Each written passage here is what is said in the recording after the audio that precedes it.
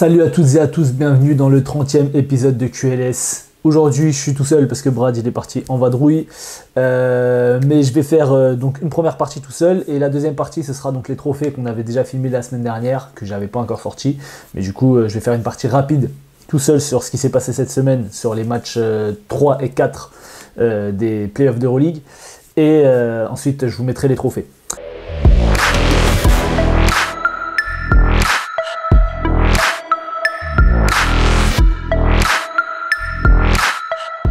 Alors on est parti tout de suite sur la première série qui a été la moins disputée, c'était clairement Real Basconia, le Real qui passe 3-0, Basconia qui fait quand même un bon dernier match, notamment avec un Marcus Howard toujours dans son registre avec énormément d'adresse, capable toujours d'exploser, mais ça n'a pas suffi face à Facundo Campazzo, face à surtout Guerschon Yabusele, le Real qui est passé de peu, mais qui est passé 102 à 98, donc c'était un match très offensif. À noter en termes de performance, donc comme je l'ai dit, il y a Marcus Howard qui met 29 points en 24 minutes, 5 sur 12 à 3 points, 4 sur 7 au tir. Bon, on sait que l'Eva n'est jamais très haute, mais quand même, il a fait son match à 29. Derrière, il y a eu Marinkovic et Cody Miller-McIntyre qui font chacun 17 points, sachant que Cody Miller-McIntyre il fait aussi 11 passes et 7 rebonds, donc il a 25 dévals. Et puis côté Real, comme je vous ai dit, on a vu un gros Facundo Campazzo avec 13 points, 4 rebonds, 8 passes, 8 fautes provoquées, 26 dévals. Et je parlais de Guerschon, voilà Guerschon qui met 23 points, 7 sur 8 à 2 points, 3 sur 8 à 3 points. Il a eu beaucoup de mal à se mettre dans l'adresse au début du match. Il rate 3 ou 4 tirs à 3 points au début de match, mais voilà, c'est rare qu'il prenne 8 tirs à 3 points. 7 rebonds, 26 dévals. Donc le Real qui est le premier qualifié pour le Final Four, on n'est pas surpris, ils ont dominé la saison régulière. Ils vont jouer contre le vainqueur de Olympiakos Barcelone, une série sur laquelle on va revenir, mais donc bon, le Real sûr de ses forces, avec un Campazzo qui retrouve justement du jeu, Guerschon aussi, mais voilà, Campazzo, comme je l'ai déjà dit, pour moi c'est vraiment le maître à jouer de cette équipe, et dès qu'il est un peu plus agressif, dès que, voilà, là il met il met combien, j'ai dit, il met 13 points je crois, ouais, il met 13 points, mais comment dire, sur la série, je pense qu'il est aux alentours de 15 points moyenne, il fait un match à 24, là il met 13 et l'autre il doit être aussi aux alentours de 15. Donc voilà, on a besoin d'un Campazzo, je pense que le Real a besoin d'un Campazzo au moins à 13-14 points sur les matchs parce qu'il faut qu'il soit capable de punir les défenses, ça va lui ouvrir ses angles de passe et après on sait que voilà, c'est un génie de la passe. Mais le problème c'est que si vous défendez, si les défenses attendent vos passes, c'est plus difficile de les faire passer, même s'il arrive toujours à trouver des angles. À noter que voilà, les vieux sont toujours là, Rudy Fernandez, Sergio Llull qui met 8 points, Sergio Rodriguez qui met 6 points, voilà, 15 dévals pour Rodriguez qui fait quand même 9 passes. Hein. Voilà, j'ai oublié de le dire, mais il fait quand même 9 passes, et Zonia toujours au niveau, donc voilà. Basconia, merci pour tout. Le Final Four, c'était quand même une marche un petit peu trop haute, surtout sans Chima Moneke. On a eu quand même des belles découvertes, donc entre Chima Moneke, entre Marcus Howard, même s'il était déjà là, il fait quand même une saison très complète, sans oublier Cody Miller-McIntyre. Donc voilà, à voir ce que va faire Basconia sur le marché des transferts pour essayer de se renforcer pour l'année prochaine, pour essayer de passer un tour de play-off, parce que là ils sont passés par le play-in, c'était compliqué un peu. Donc voilà, on va tout de suite passer sur la deuxième série, donc Olympiakos Barcelone. Alors, Olympiakos Barcelone, on s'était quitté, il y avait un partout dans cette série qu'on avait hâte de voir, qu'on avait estimé qu'il allait aller en 5, et on s'est pas trompé. De toute façon, toutes les autres séries vont en 5, hein, déjà je vous spoil. Donc vraiment là, mercredi, c'est mardi et mercredi je crois, il va y avoir vraiment du beau basket à se mettre sous les yeux. Même si c'est pas la série qui, au final, je m'attendais quand même à un peu plus de, je sais pas, de plaisir, de tension, mais bon. Il y a une autre série qui est très tendue, on en parlera après. Mais du coup, sur cette série, voilà, donc l'Olympiakos qui avait réussi à prendre un match à Barcelone, qui aurait pu finir à domicile s'il prenait les 2 matchs à domicile, qui font un match très sérieux sur le match 3, notamment sur, on l'a dit, ils ont appuyé sur leur raquette Moses Wright et Philippe Petrousev, qui sort de, pas de nulle part, parce que voilà, on l'a vu l'année dernière à l'Étoile Rouge, il avait fait une très bonne saison, ça lui avait obtenu un spot en NBA, ça s'est pas fait, ça s'est pas bien passé, il est revenu en Europe, il était un peu perdu dans la rotation, donc soit il y avait Peter, soit derrière c'était un peu Sigma sur le poste 4, comme là il y avait Papa Nicolau, Sigma était décalé un peu sur le poste 3, et c'était donc, non pardon, Peter s'était décalé sur le poste 3, donc il y avait Sigma et lui sur le poste 4, et dis donc Petrousev, il nous sort une série, hein. Franchement, impressionnant, que ce soit dans la relance, que ce soit dans l'activité au rebond, que ce soit sur du post-up. Franchement, voilà, c'est le Petrousev qu'on aime, qu'on avait vu à l'Étoile Rouge. Moses Wright, toujours dans la continuité de son énorme saison. Hein. Sur le match 3, Moses Wright, il met 16 points, 8 rebonds, 24 dévals. Et Petrousev, il met 18 points et 5 rebonds, 19 dévals. Donc voilà, c'est vraiment, on l'avait dit, ça allait se jouer dans la raquette. Je parle pas de Mousfal, je parle pas de Milutinov. Milutinov qui n'a pas joué sur le match 3, qui jouera sur le match 4, on va y revenir. Et Mousfal qui fait 15 dévals, voilà, avec 8 points, 7 rebonds, mais on sait que c'est pas forcément un gros scoreur, même si on va voir sur le match 4 que ça a un peu changé. Ça s'est joué quand même sur la fin de match, puisque c'est un match qui se joue, qui est gagné de 2 points par le Barça. Alors au Barça, j'aimerais quand même tirer mon chapeau à Thomas Satoransky, qui fait pas pour moi une grosse saison, mais qui là a vraiment porté ses couilles, comme on peut dire, qui met un gros tir à la fin, qui a même 2 gros tirs, si je me souviens bien, si je dis pas de conneries, qui fait un de ses meilleurs matchs. Il met que 13 points, mais il fait 3 sur 4 à 3 points, donc voilà, on sait que c'est pas non plus son registre d'être un pur shooter, donc c'est un bon pourcentage à 3 points. 4 rebonds, 5 passes, 20 dévals, 4 fautes provoquées. Voilà, à côté de lui, il y a Willy Hernan Gomez, la Provitola qui ont un petit peu apporté, même si la Provitola toujours en dessous de ce qu'on peut attendre. Yann Vesely qui cette fois-ci a eu des ballons, il prend 16 tirs, alors il fait 7-16, mais il met quand même 16 points. Quand, il faudra faire la stat, mais quand Vesely prend plus de 8 tirs, en général le Barça gagne. Même s'il gagne de 2, en général le Barça gagne. Il prend 16 tirs sur le match 3, j'ai pas la stat sur le match 4, mais je vais regarder. Et le Barça gagne, donc Barça mène 2-1 en prenant un match aussi à l'Olympiakos. Match 4 arrive.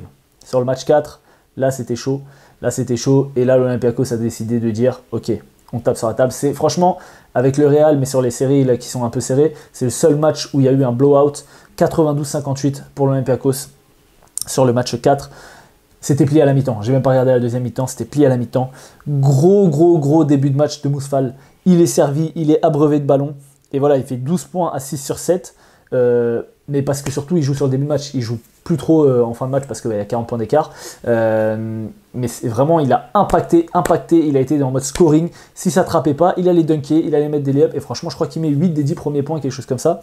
Donc Mousfal vraiment impressionnant. Moses Wright qui ne joue pas sur ce match 4, donc choix de coaching très intéressant, parce que Moses Wright il fait quand même une saison, on l'a dit, très forte, et là c'est un match où tu peux être éliminé, et ne le fait pas jouer Moses Wright. Il faut dire que Nikola Milutinov est rentré et fait 8 points, 11 rebonds, 18 dévals, plus 3 de plus-minus. Donc bon, non pas plus 3, plus 31, pardon. Parce que je me disais, c'était un peu bizarre. Ouais, les plus-minus, c'est ça là. Entre Shaquille Makisic, qui est le MVP du match, qui fait plus 36 de plus-minus à 21 points et 28 dévals. Milutinov, je l'ai dit, plus 31. Et Petrousev, encore une fois, qui fait plus 34 de plus-minus avec 10 points, 5 rebonds. Donc voilà, l'Olympiakos a vraiment tapé du poing sur la table. Et c'est le seul match où on a vu un gros écart de niveau. Barcelone n'avait aucune réponse face à la dimension physique et athlétique de l'Olympiakos, notamment dans la raquette, mais aussi sur les postes extérieurs, parce que Shaquille Makisic fait son meilleur match, et il était inarrêtable. Il met 2-3 points, mais il met 6 paniers dans la raquette, enfin 6 paniers à 2 points, donc on sait qu'il est très difficile à tenir. Il est très rapide, et bon, souvent les défenses se laissent tirer à 3 points, il fait 2 sur 4. C'est un risque. Mais bon, là ça a été vraiment le naufrage pour le Barça. Moi, vous connaissez mon pronostic, je vois l'Olympiakos en finale, même s'il faudra qu'il passe le Barça au match 5 à Barcelone. Jamais aucune équipe n'a perdu un match 5 à domicile. Et le Real derrière. Mais, en tout cas, je préfère voir un Olympiakos Real en demi-finale qu'un Barça Real. C'est bon, Barça Real, on en a vu 70 cette saison. On sait que c'est le Real qui gagne à chaque fois. C'est pas intéressant. En plus, ça y est. Petit passage quand même sur Ricky Rubio, qui est grandement à la peine. Alors on va regarder, je vais vous parler de Vesely. Voilà, Vesely sur le deuxième match, bon, il joue que 16 minutes parce que c'est vrai que c'était un blowout, il prend 6 tirs. Donc voilà, c'est symptomatique de l'état du Barça. Il n'y a aucun joueur à part Jabari Parker qui passe la barre des 10 points. Bon, tout le monde a un peu joué, même James Nadji. Voilà, Rubio est vraiment pas au niveau auquel on l'attendait, et je pense que le Barça ne pourra pas passer si Rubio ne sort pas de sa boîte. Voilà pour Olympiakos Barcelone. Donc je pense que l'Olympiakos du coup va faire l'exploit à Barcelone d'aller chercher ce match 5. Mais on va voir qu'est-ce qui va se passer pour de vrai. Autre série très chaude. Enfin, une des séries qui est très très chaude du coup. Maccabi Panathinaikos. Donc on attendait cette série avec impatience et elle tient toutes ses promesses.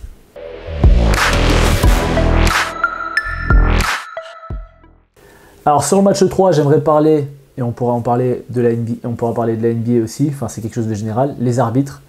Un peu de cohérence s'il vous plaît. Soit vous sifflez rien, soit vous sifflez tout.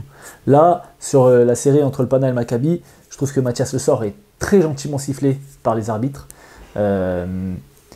Souvent il va chercher la balle, il met les mains, il tape les bras et tout, c'est pas sifflé. Lui, on le touche un petit peu, il a des lancers francs. Bon, c'est prime à la superstar, hein. C'est vrai que maintenant c'est une superstar d'Euroleague, mais je trouve que c'est dommage. Josh Nibo prend aussi pas mal de coups et il se fait pas siffler pareil, sans parler surtout de Razel Rivero qui lui se fait vraiment casser la gueule.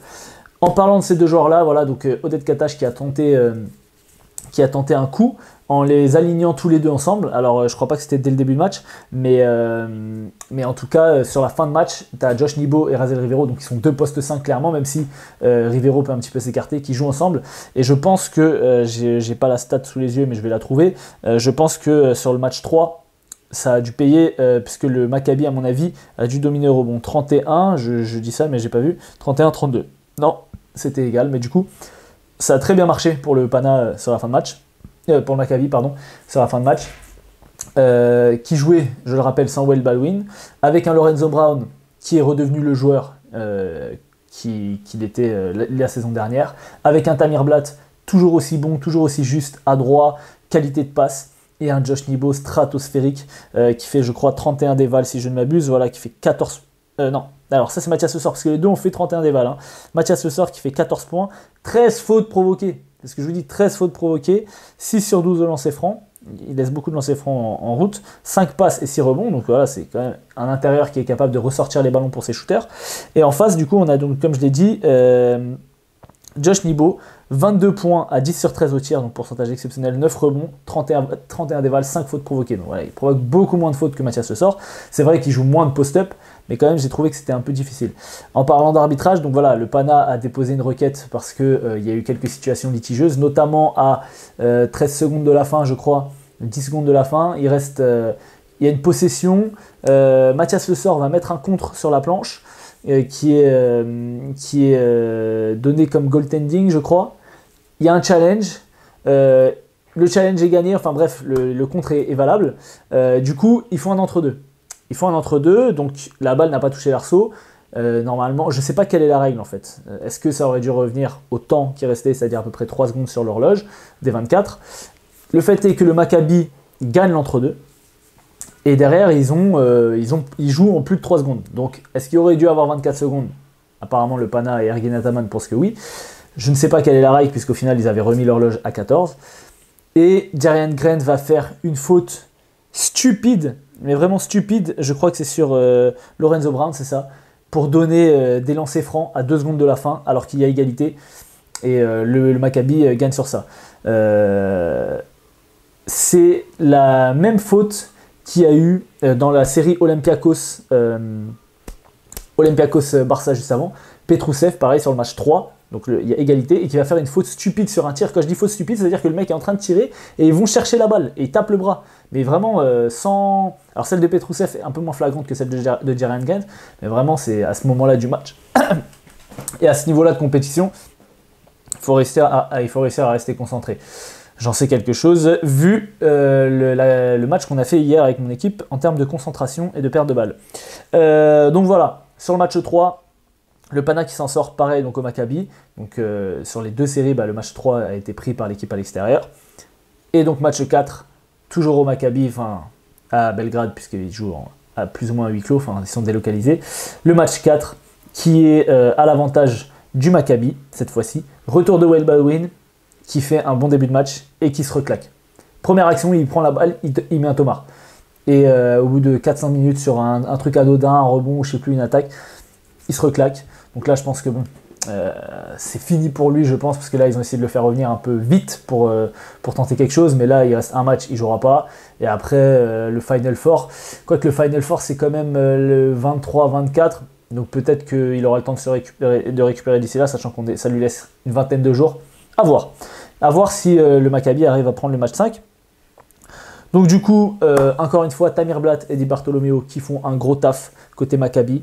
Kendrick Nunn qui est très en forme, beaucoup plus en forme que sur le match 3, qui fait un gros match. Et j'ai trouvé que voilà, Katash a vraiment outcoaché Ataman, notamment avec une zone presse qui se transforme en zone match-up. Ensuite, il joue avec 2 pivots. Alors, je sais toujours pas, est-ce que je dis n'importe quoi au final. C'est le Maccabi qui a pris le match 3. C'est le Maccabi qui prend le match 3 parce que faute de débile de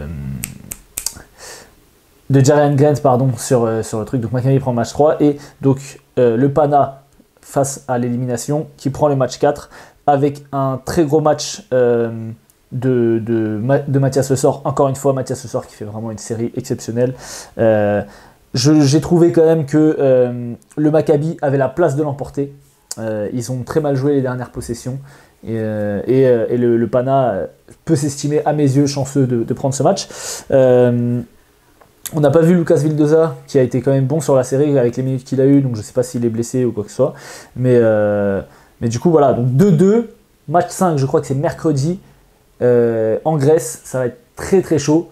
J'espère que le Maccabi, même si c'est pas une équipe qui m'enthousiasme en début de saison, j'espère qu'ils vont passer, parce que le Pana, franchement, j'aime pas Ergin Ataman, et je trouve que, je sais pas, le Maccabi, j'aime bien Tamir Blatt, j'aime bien voir Wade Baldwin, des fois, Josh Nibo, tu vois, c'est des joueurs, je sais pas, j'aime bien l'équipe. Donc voilà, prono, en tout cas prono du cœur, 3-2 pour Maccabi.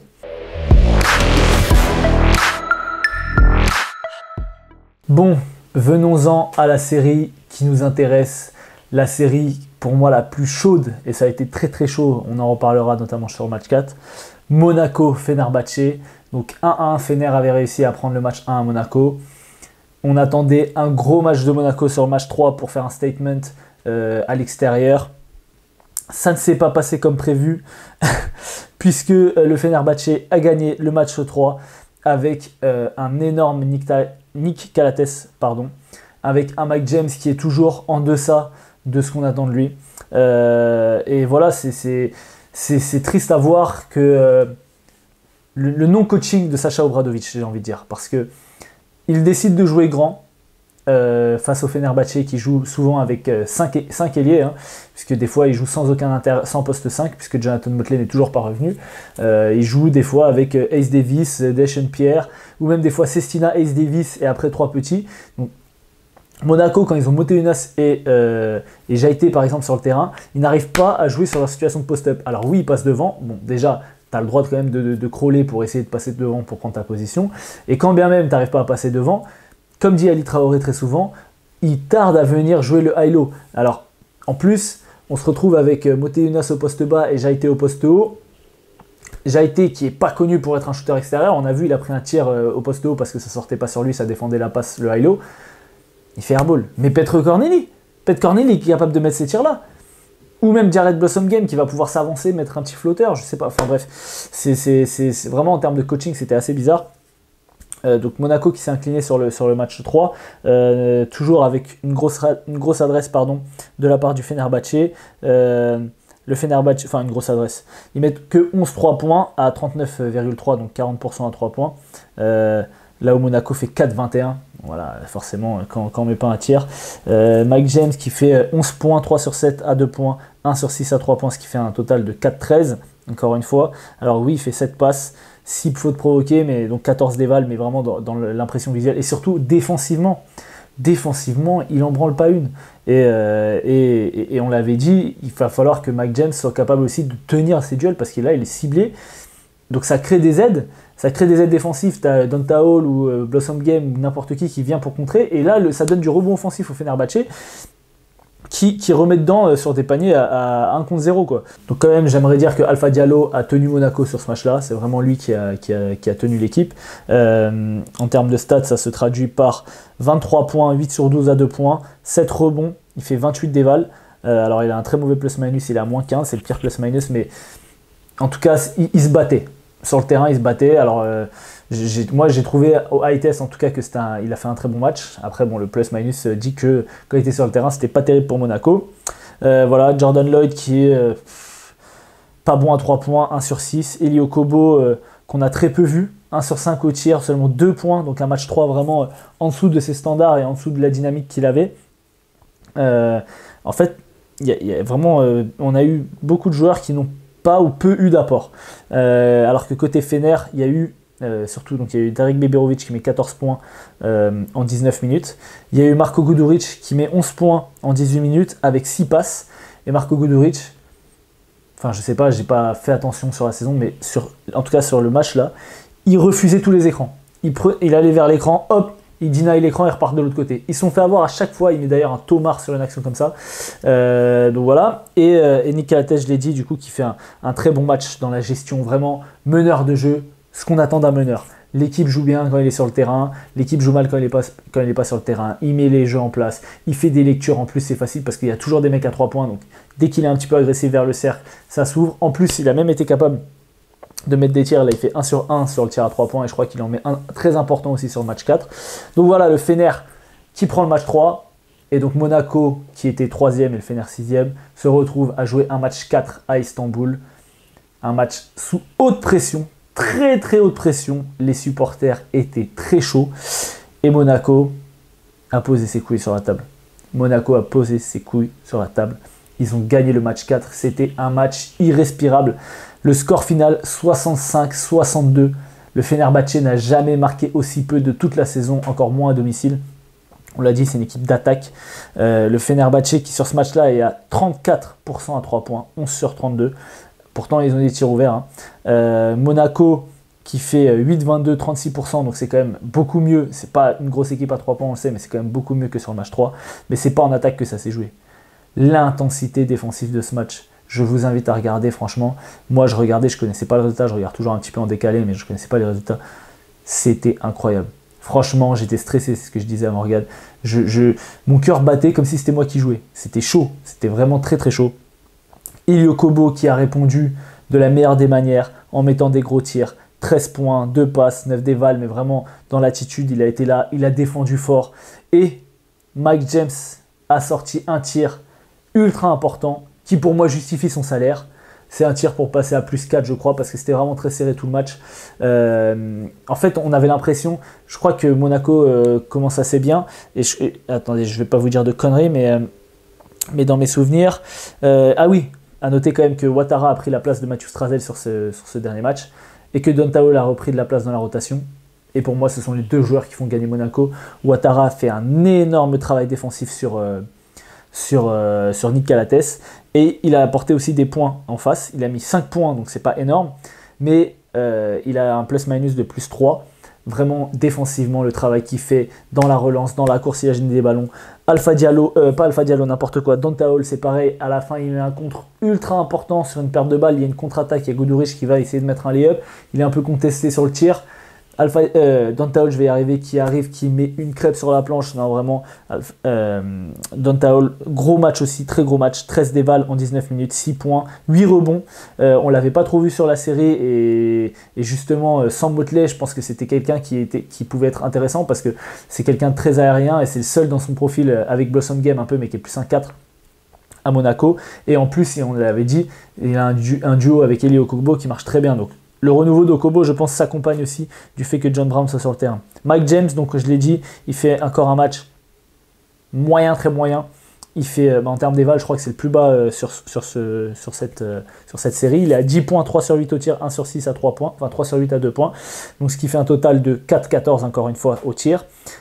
2 rebonds, 3 passes, 5 fautes provoquées, seulement 6 déval. Par contre, plus 11 de plus-minus. Meilleur plus-minus de Monaco sur ce match-là. Donc voilà, Mike James qui a quand même changé, enfin en tout cas qui a eu une attitude un peu meilleure sur ce match importantissime. Et je l'ai dit, qui met un gros tir, vraiment très très important. C'est le seul tir à 3 points qu'il met de ce match-là.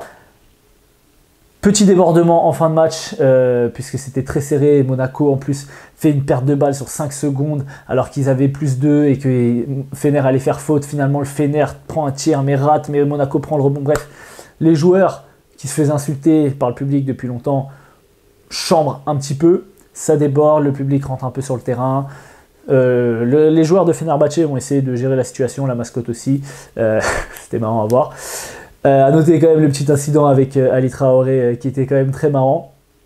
Donc pour ceux qui n'ont pas vu, en gros, à la fin du match, il y avait Ali Traoré et David Cosette qui débriefaient un peu du match, et donc on avait vu que c'était très chaud sur le terrain. Et il y a des supporters qui s'en sont pris à Ali Traoré, qui, en bon mec du 93, ne s'est pas laissé faire. Qui lui a dit arrête de faire le malin, je te rentre dedans, etc. Bon, il ne s'est rien passé au final, mais c'était quand même une situation assez marrante. On n'a pas vu les images, mais on a entendu parce qu'il avait son micro. C'est assez marrant. Donc voilà, Monaco qui a vraiment sorti un énorme match.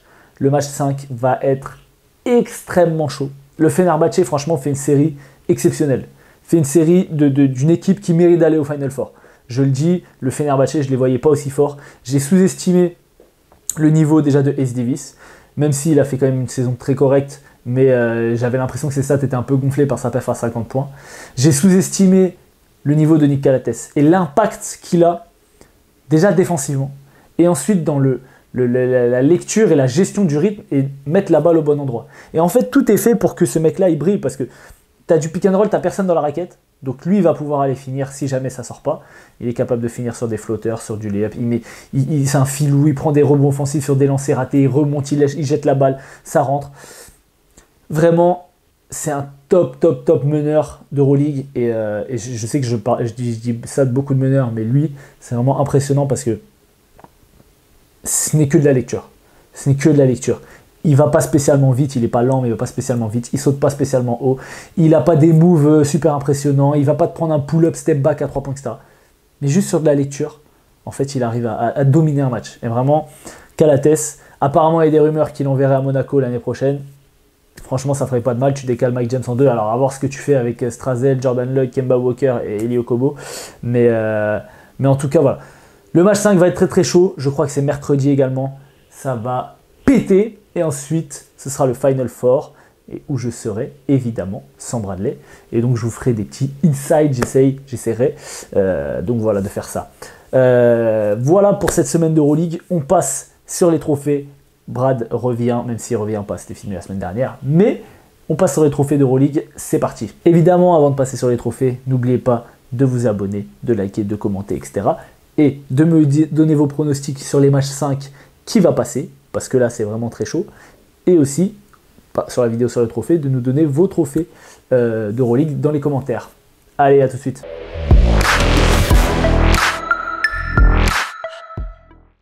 Fais l'intro. Non, les gars. Déjà, tous les spectateurs sont partis. Ah ouais. Bon, salut tout le monde. Vidéo sur les trophées. Pourquoi tu fais... Gros, ça y est, là on a perdu, tu vois, sur YouTube, quand je regarde les stats, dès que tu parles, à chaque fois il y a une chute comme ça. D'accord, ok. Donc là, il faut que je reprenne la main.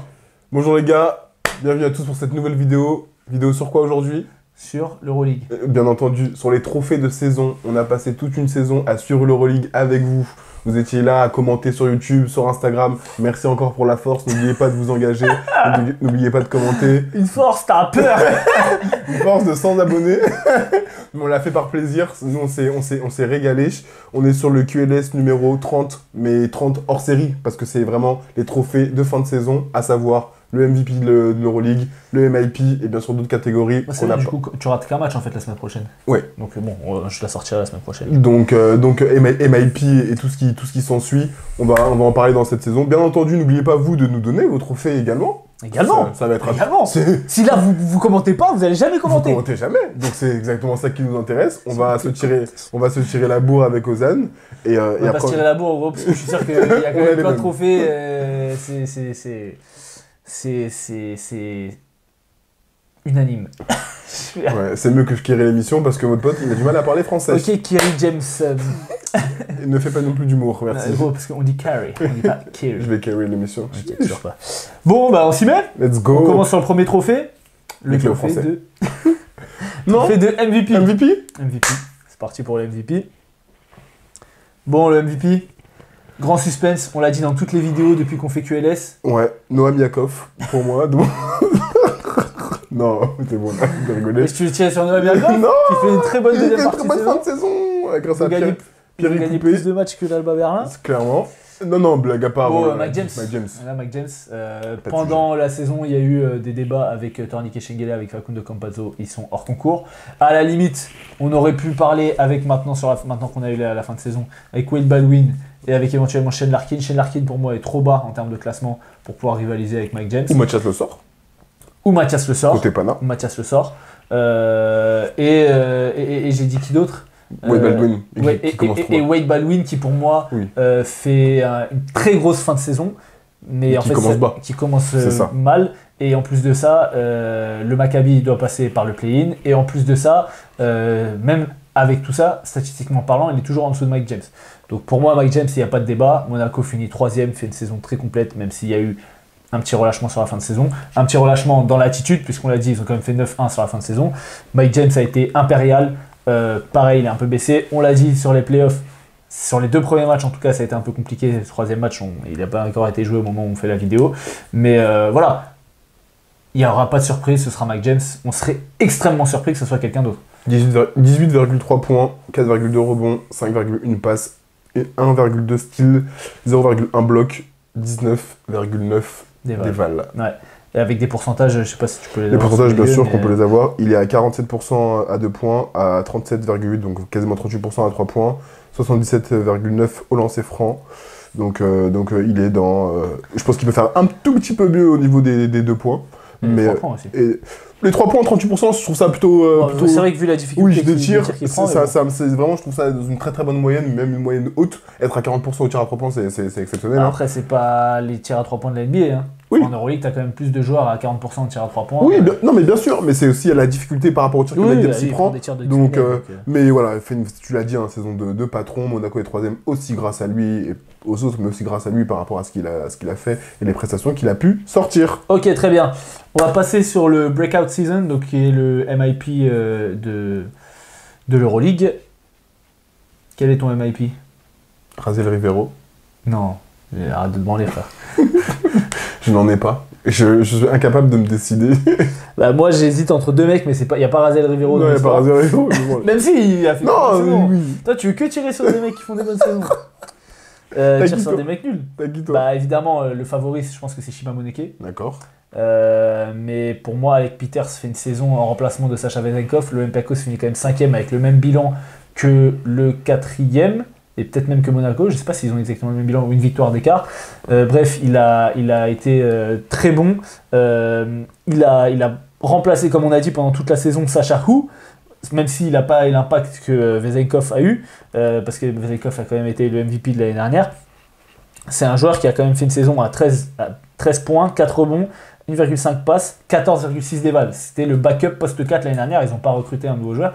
C'est un joueur qui a expérimenté, voilà, et qui a apporté avec des pourcentages 59,1 à 2 points, 51,2 à 3 points, il prend pas mal de tirs à 3 points, 87% au lancer. Donc c'est vraiment, il fait une saison de très très haut niveau. C'était un backup du MVP l'année dernière, donc qui n'avait pas du tout les mêmes responsabilités, même si l'Olympiakos c'était une équipe qui avait roulé sur la saison régulière. Il a un casier, on va dire. Maintenant, si on parle de Shima Moneke, c'est un joueur qui jouait quasiment pas l'année dernière à Monaco, qui jouait très peu. Il est arrivé cette année à Vitoria. Il est pareil à 13,6 points, 6,6 rebonds, 1,5 passes, 1,1 interception, 18 déval. Donc il est parmi, je pense, le top 10 à l'évaluation d'Euroleague. Il a pareil un excellent pourcentage à 2 points, 60%, 35% à 3 points, sachant que c'est une vraie progression vu que l'année dernière, il ne tirait pas à l'extérieur. Et 35% à 3 points, ça reste honorable. Il a tiré 3 fois 3 points. Ouais, donc voilà, c'est exactement. Et 74% au lancer. Moi, c'est mes 2 favoris. Maintenant, statistiquement, Shima Moneke a fait un plus grand leap. Déjà, en termes d'éval, il est un peu au-dessus. Et surtout, il est passé d'un joueur de rotation c'est pour ça que j'ai pris Moneke. Dans une grosse équipe à un joueur vraiment en responsabilité, top éval Euroleague, qui peut un peu tout faire. Et surtout, c'est un mec, tu te dis maintenant, il peut jouer poste 3. Alors que c'était un vrai 4, un vrai intérieur, quoi. J'hésitais, et là, j'étais en train de t'écouter, et j'ai mis Shima Moneke aussi pour le high test. Pour le high test, parce que là, vraiment, la progression, oui, dans les statistiques, oui, dans le jeu, mais il a aussi la progression visuelle, cette capacité qu'il a su apporter Baskonia dans le relais ou avec Marcus Howard. Là, et on voit en playoff, ça leur manque. Ça leur manque terriblement d'avoir Chimamoneke sur du rebond, sur des deuxièmes chances ou autres. Donc moi, c'est vraiment mon favori pour ce titre de MIP. Monsieur Chimamoneke. Je vais y arriver. Ok. Et ben, de toute façon, on est d'accord hein, sur ça, sur les MIP. Avec Peter Silla, ce sera pas un scandale parce qu'il fait aussi vraiment une grosse progression, mais je pense que Chimamoneke mérite plus que tout le monde. Ok, on va passer sur le meilleur jeune Rising Star. Ok. Que tu n'as pas fait du coup. Non, mais je peux t'en donner. Hein. Bah vas-y. C'est qui Gabriel Procida? Ok, et bah écoute, pour moi, ça va se jouer entre Gabriel Procida et Mathieu Strazel. Non. Fin de sujet. Non, j'avoue, je suis d'accord. C'est mes deux. Suis désolé. Voilà, en fait, statistiquement, pardon. Mais je vais avec Mathieu. Tu peux regarder sur les statistiques. J'ai avec Mathieu Strazel, de toute façon. Hein? J'ai avec Mathieu Strazel, moi. Bah t'as dit que t'allais sur. Non, mais je rigole, j'ai avec Mathieu Strazel. Il joue dans une équipe qui est plus forte et il a un plus gros rôle. Et il a eu un rôle cette saison vraiment important. Ah, mais je suis d'accord avec toi. Et on l'a vu sur le deuxième match, sur les matchs de playoff, il a joué. Kemba Walker ne joue plus. Je suis d'accord. Il a fait des matchs, notamment contre le Barça, je me souviens, où vraiment il a été exceptionnel. C'est un joueur qui a déjà 3 saisons d'Euroleague derrière lui. Ok, Gabriel Procida a fait des stats déjà sur la fin de saison. Dans le bas-fond en plus. Déjà dans la fin de saison, il est beaucoup moins bon. Et en plus, Berlin est dernier d'Euroleague. Dans le bas-fond, non, je suis d'accord. Donc, pour moi, ce serait pas un scandale que Mathieu Strazel l'ait, même si il est que à 4 points de moyenne et que l'autre il a 8. 8,3. C'est pas non plus. Voilà quoi, c'est pas exceptionnel. Non, mais je suis d'accord, moi je suis d'accord avec tout ce que tu dis. Je rigolais sur Gabriel Procida. Il a bien commencé la saison, même on en parlait beaucoup lors des premiers QLS. Et puis après, on a arrêté d'en parler. On a arrêté d'en parler alors qu'on continue de parler de Mathieu Strazel. Oui, parce qu'il était pas bon et que Berlin sont dans les tréfonds de l'Euroleague. Donc au bout d'un moment, je suis d'accord, il y a à la fois les statistiques, mais pas que, il y a le rôle que tu as dans l'équipe dans laquelle tu joues. Monaco a terminé 3ème d'Euroleague, ça compte également. Il a réussi à avoir un rôle avec tous les extérieurs qu'il peut y avoir, Kemba Walker, Jordan Lloyd, il est au Kobo, Mike James, il apprend à leur côté. Et là, sur les playoffs, pareil, il fait une entrée où il peut jouer. Donc non, concrètement, oui, Mathieu Strazel, pour moi, Rising Star. Ok, donc on va faire un trophée qui n'existe pas pour l'Euroleague, mais que je trouve intéressant. C'est le meilleur 6e homme. Tu l'as fait, ce gars? Oui. Ok, alors t'avais qui? Mario Zonia. C'est donc gagnant? Dan Moussa. Il est 5. J'avais Marcus Howard, mais il a joué trop de matchs en tant que titulaire. Pourquoi trop de matchs? C'est quoi la limite que tu te fixes? La moitié? Ouais. Bah il a pas joué la moitié en tant que titulaire. Hein. Il fait... regardez justement, il fait sur... 34. Alors, là c'est avec les matchs de play-off mais du coup, et de play-in, mais du coup il fait 18 matchs sur 38 en tant que titulaire. Donc déjà sur 34, je crois qu'il avait fait... donc... Ah, il a pas starté les 2 derniers. Oui. Ouais, il est à la moitié, je crois. Il est pile à 50%. Donc, ça fait un peu beaucoup. Et donc, j'étais en hésitation. Mais si je prends mon pur 6e homme, je vais sur Mario Zonia. Parce qu'il y a Chimamoneke, hein. Oui, parce qu'il y a Chimamoneke, il fait que 7 matchs en tant que starter. Il y a Chimamoneke, mais je vais sur Mario Zonia. Ok. Ils sont premiers d'Euroleague. Je vais pas dire qu'il a eu un apport, comment dire, un apport plus qu'important au sein du Real. Il est primordial. Ouais. Il est primordial. Quand il est là, on le voit, il est capable de tout faire. Il peut poster, il peut tirer à 3 points, il peut jouer de la transition, il peut monter au tomar. Il est capable de vraiment tout faire et mettre des lancers francs. Mario Zona, vraiment, j'ai été en hésitation avec Marcus Howard, mais j'ai vraiment été là-dessus parce que déjà pour récompenser la belle saison que fait le Real Madrid, même s'il y a eu un petit creux, et que lui, à titre individuel, je l'ai trouvé performant, rayonnant. On a bien sûr en tête la quadruple prolongation. Contre les fesses. Contre les fesses, où il met des gros tirs encore une fois, et il y a trop de matchs où il met des gros tirs à chaque fois. C'est rare qu'il passe ça à côté. C'est mon candidat. Écoute, moi je suis d'accord, je pense que Mario Zonia le mérite, notamment pour la saison du Real et pour sa saison individuelle. Il est quand même à presque 16... non, je sais pas, il a combien d'évals? Il est à 13 d'évals. 13 points, 4 rebonds, bon les passes et les interceptions c'est pas trop son truc, avec des très bons pourcentages, hein, 50%, plus de 50% à 2 points, 45 à 3 points, 90. 50, 40, 90. Ouais.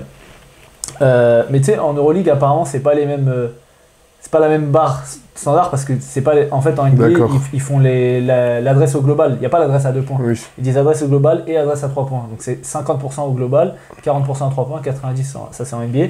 Et en Euroleague, la barre apparemment c'est 60-40, 60 à 2 points, 40 à 3 points et 90. Il n'y est pas pour l'instant. Moi j'avais quand même un mec que j'aimerais mentionner, c'est Kostas Loukas. Parce que Kostas Loukas il fait 13 matchs en tant que titulaire sur les 20 matchs qu'il a joué. Et il commence rarement, c'était souvent Nunn qui commençait, il a fait quand même pas mal de matchs en titulaire. Ouais mais vas-y, l'autre il joue 2 minutes en tant que titulaire, après l'autre il rentre, c'est de la triche ça. Bah non, pour le coup, c'est un mec qui est plus sorti du banc, il est quand même à presque 16 dévals, parce que sorti de banc, alors il joue beaucoup, hein, il joue, alors je sais pas les minutes, si il joue 26 minutes en moyenne, donc bon, voilà, c'est un vrai il a un temps de jeu de starter, il est à 12,7 points, 3 rebonds, 6 passes, et donc presque 16 dévals. C'est un mec qui, quand même, a fait une grosse saison sur une équipe qui est deuxième. Bon, de toute façon, c'est un trophée qui n'existe pas. Oui, donc, on donne. Mais du coup, je sais pas, j'ai plus l'impression... Je sais pas pourquoi, j'ai l'impression que lui, il rentre vraiment en tant que dynamiteur. Là où Mario Zona, j'ai vraiment l'impression que c'est une des fondations du Real, quoi, tu vois. Ah bah moi, c'est plutôt l'inverse. Ezonia, pour moi, fait partie des fondations du Real, bien entendu. Mais pour moi, Kostas Loukas, c'est tellement leur mettre à jouer au Pana. Oui, mais c'est ça. C'est leur maître à jouer, donc en fait, le voir en tant que 6ème homme... Et quand Loukas n'est pas là, tu le vois énormément au Pana, alors que Ezonia, quand il n'est pas là, bon, c'est la richesse du Real, c'est vrai. Il manque un peu moins. C'est vrai. Mais bon, je dis Loukas pour avoir deux choix différents, mais en soi, Ezonia...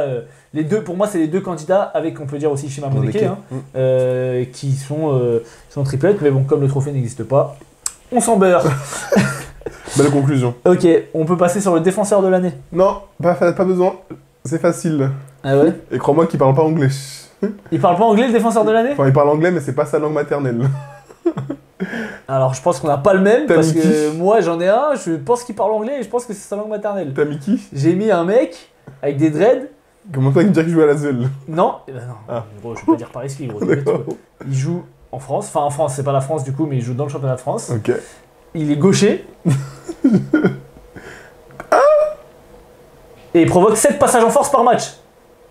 Ah oui, d'accord, oui, ok, non, Je parle bien sûr de John Brown III. D'accord, oui. Qui, pour moi, sur toute la saison, a été une constante défensivement. Il change des matchs par la défense. Vrai. Et le nombre de matchs qu'il a changé par sa défense, provoquer des passages en force, aller chercher des rebonds, switcher sur les petits, mettre les mains sur les pick and roll, sur les steps, il est monstrueux. Alors il y a beaucoup d'excellents défenseurs. Il y a beaucoup, j'ai des mentions, mais j'attends de voir qui est-ce que tu vas dire. Mais pour moi c'est John Brown, le défenseur de l'année. Et je serais étonné, puisque c'est un trophée qui existe, je serais étonné qu'il ne l'ait pas. Mais vas-y, dis-moi. Quelle est la meilleure défense d'Euroleague ? Le Real. Vincent Poirier. Ouais. Vincent Poirier est mon candidat parce que... J'ai mis les deux grands du Real de façon de... J'ai pas mis Walter Tavares, il a été trop mauvais, je suis désolé, hein, mais il a été trop mauvais. Il a été mauvais offensivement, mais le truc c'est que son envergure, il change quand même le truc. C'est sûr qu'il fait changer les tirs, il a été mauvais sur la deuxième partie. Mais la deuxième partie de saison, il est pas bon. Oui, voilà, il est pas bon, donc, mais Vincent Poirier a été constant. Et t'as raison avec John Brown, hein, ça pour moi c'est l'un des deux. Je suis d'accord avec ça, mais je vais vraiment sur Vincent Poirier parce que sa capacité à switcher sur les écrans, des fois prendre sur les extérieurs. Il a pris quelques posters de Mathias Le Sort. C'est le lot de toutes les gens qui vont chercher des contres. Hein. Mais défensivement, ce qu'il propose, même là encore une fois, sur les playoffs, ce qu'il propose défensivement, sa capacité à... C'est le meilleur contreur de l'Euroleague ou non, c'est Tavares ? Je crois que c'est les deux meilleurs contreurs, mais je sais plus qui... Il switch, il prend des rebonds, il est présent, il fait des allers-retours, c'est les pas latéraux. Non, franchement, il m'impressionne. C'est le meilleur contreur de l'Euroleague. Pour son gabarit, il m'impressionne. C'est exceptionnel ce qu'il est capable de faire, ce qu'il est capable de proposer. Alors oui, John Brown, si là, je vais pas dire c'est scandaleux. On n'a pas cessé de le répéter toute l'année que quand John Brown, il est pas sur le terrain avec Monaco, on voit automatiquement que la défense de Monaco n'est pas la même. Ouais. Quand tu arrives à associer et John Brown et Alpha Diallo, bah, crois-moi que ton poste 3-4, tu souffres un petit peu. Donc non, franchement, je suis d'accord, mais c'est vrai que moi, je vais avec Vincent Poirier, parce que ce qu'il a proposé toute l'année avec le Real m'a fortement impressionné. Ok. Écoute, moi, je l'avais mis aussi dans les mentions pour Six Men of the Year, Vincent Poirier, parce que c'est un backup, hein, faut pas l'oublier. Et j'avais mis Jerian Grant en mention aussi, mais qui, je pense, est un peu en dessous des deux autres qu'on a cités en termes d'impact défensif sur son équipe. Après, c'est un peu traite quand tu joues au Real, parce que ils ont tellement roulé sur la saison et ils ont tellement plein de force et tout que t'as toujours l'impression qu'ils sont moins valuable, tu vois, genre Oui. par exemple l'exemple des Zonia, où là Oui, par je vois ce exemple, que tu veux dire. tu dis Poirier, il est pas là, ok ça va faire du mal, Mais moins que si John Brown n'est pas là, tu Oui. vois, parce que c'est des équipes qui sont moins fournies que le Real. Ok, et bah écoute, c'est honnête. On passe sur les All-League First Team, Second il n'y a Team. pas de rookie de l'année? Ah si, Rookie de l'année, je suis un baiser. Rookie de l'année. Rookie of the Rookie de l'année. year. Alors, ton Rookie de l'année c'est qui? Kendrick Nunn. Je pense que... Alors, autant il a beaucoup blablaté avec Wade Baldwin pour dire voilà, ça y est, faut arrêter Non les mais la bêtises. saison régulière qu'il fait, elle est La saison, exceptionnelle. ça va. Il a 15 points de moyenne. Il a mis 2 matchs à s'acclimater, Ouais. ça va. J'ai Sachant mis qu'il n'est pas arrivé au début, il a pas fait la prépa, hein. Il est arrivé Non, ouais. genre au bout de... C'est il, ça. il a pas fait les tout premiers matchs, je crois. J'avais à côté Jabari Parker aussi, Évidemment. donc ça se joue entre les deux, sauf que... Moi j'en ai un autre, Qui ça? Cody Miller McIntyre. McIntyre, je l'ai aussi. Parce qu'il fait une saison Je l'ai aussi, mais meilleur t'inquiète pas, passeur de l'Euroleague. on va les retrouver un petit peu plus tard certainement dans d'autres trophées, mais tout à fait, t'as raison. T'as raison. Ah ouais, bah alors là, je sais pas où t'as mis Cody Miller McIntyre dans tes autres trophées, mais on va pouvoir en débattre. Y a pas une All-Rookie Team? Ah, j'ai pas fait la Rookie Ah, bah voilà. Team. Ok, donc, bah oui, ok, d'accord. Parce que je pensais que t'allais mettre dans le first ou second team. Poto, Quand même. on l'aime beaucoup, Il y a mais quand même. faut doser. Non, mais voilà, donc, et oui, donc j'avais ces trois-là, bien sûr, mais Kendrick Nunn, parce que pendant la blessure de Kostas Lucas, il a su aussi prendre le relais, même si le De panache toute jouait façon, Kendrick différemment. Nunn, clairement, c'est l'option numéro 1 de l'équipe qui a fini deuxième. Donc, Offensivement. il n'y a pas de sujet. Jabari Parker a fait une très bonne saison, mais c'est une troisième, Bon, une quatrième option. Il y a la Provitola quand même, Veseli avant lui, même Hernan Gomez. Et Cody Miller McIntyre. Cody Miller McIntyre, très fort joueur, mais Baskonia a fini 9ème, enfin 8ème après le play-in. Et voilà, je trouve qu'il est quand même un peu en dessous des deux autres, même si voilà, c'est vrai que je mettrais Cody Miller McIntyre en 2 et Jabari Parker en 3. Si on devait faire un classement. Et Kendrick Nunn en 1, évidemment. Ok, et bah écoute, on passe sur les All-League First Team. Enfin, All First et Second Team. Vas-y, dis-moi ton 5. C'est parti pour le 5 de l'année. C'est quoi ton 5? Je suis encore en hésitation sur mon poste 3. Poste 1. Poste 3, moi aussi j'ai mis un point d'interrogation. Moi aussi, je suis en hésitation de Et en plus, c'est pas un 3 quoi, que j'ai mis. Ok. Alors, Mike James. Ouais. Bien sûr, on l'a dit, MVP, bien sûr qu'il est là. Will Baldwin, Ok. sur mon poste 2. Là, j'ai peur, là, j'ai peur. Vas-y. Poste 4, Mathias Le Sort. Ok. Poste 5, Mousfal. Ok. Je sais pas, j'ai pas regardé les années précédentes, mais je sais pas s'ils tiennent au poste. Je sais pas, j'ai pas été creusé non plus. Parce que tu pourras pas avoir deux postes 5 s'ils tiennent au poste. Toi. Mais Mathias Le Sort, c'est mon poste 4, t'inquiète. Ouais, t'inquiète. Et poste 3.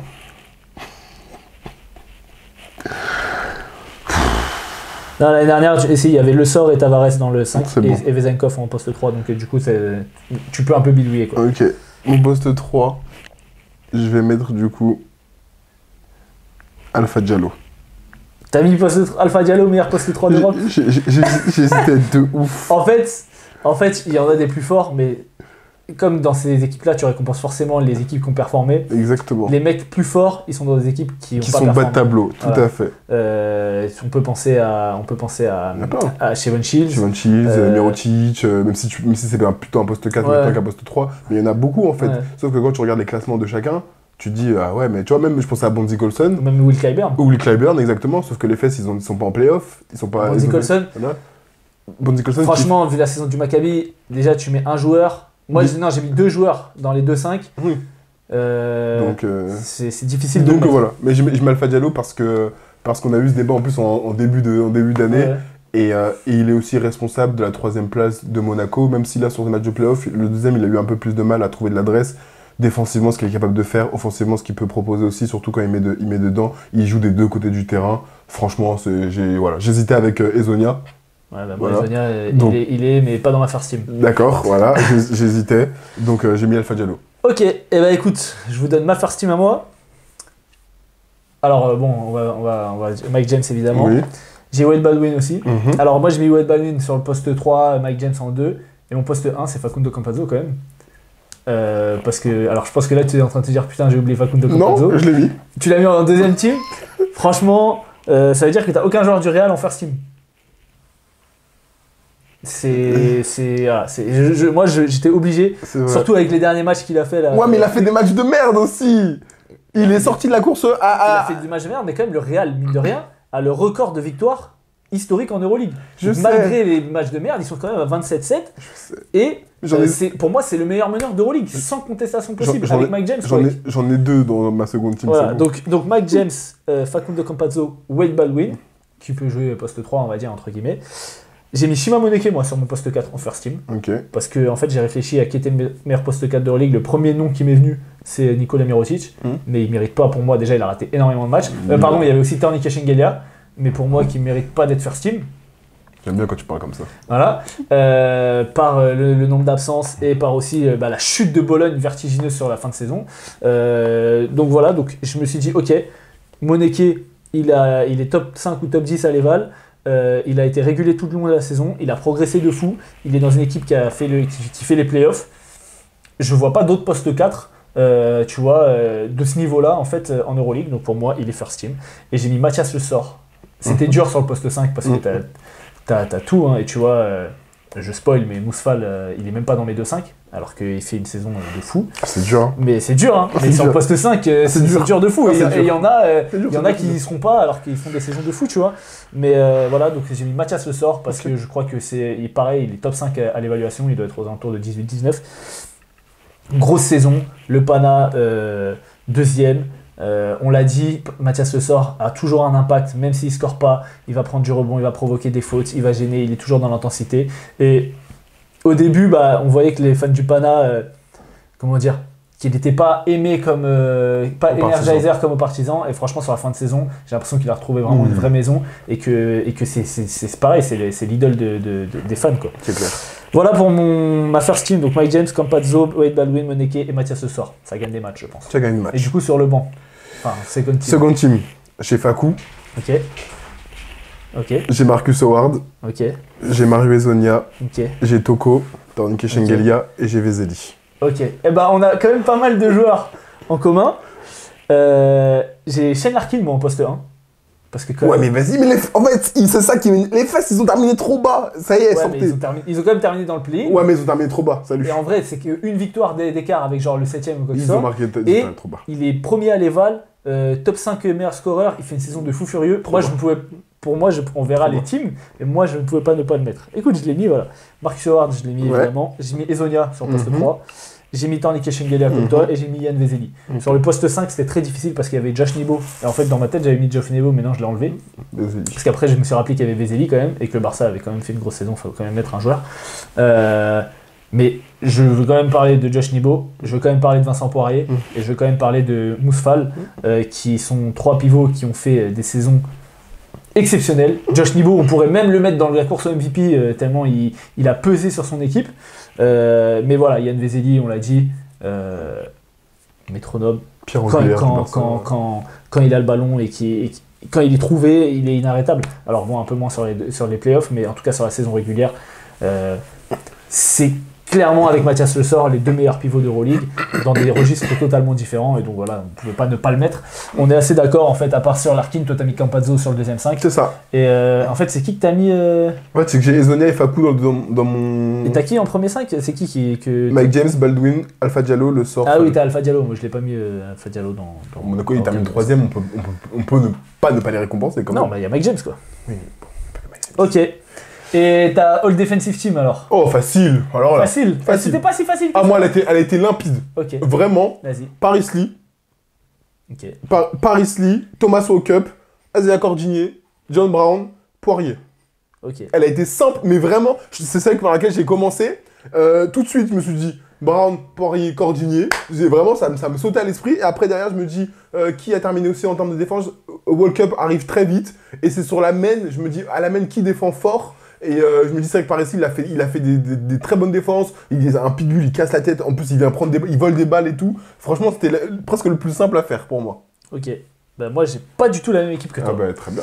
Enfin, pas du tout. Il y a quand même 2 joueurs en commun, mais sinon, j'ai pas la même équipe que toi.